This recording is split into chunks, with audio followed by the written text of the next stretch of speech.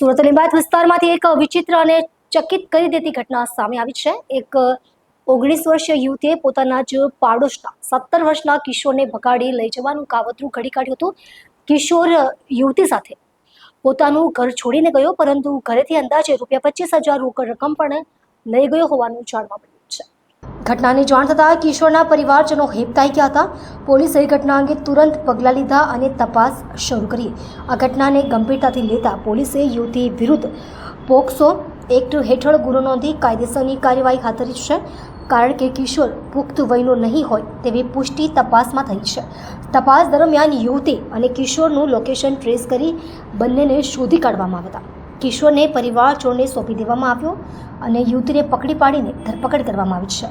હાલ પોલીસ વધુ તપાસ ચલાવી રહી છે કે કેવી રીતે બંને વચ્ચે સંબંધ વિકાસ પામ્યા અને આ પગલાં સુધી વાત કેવી રીતે પહોંચી। પોલીસે જણાવ્યું કે કિશોરની ઉંમર કાનૂની રીતે નાબાલિગ હોવાથી યુવતી સામે કડક કાર્યવાહી થશે।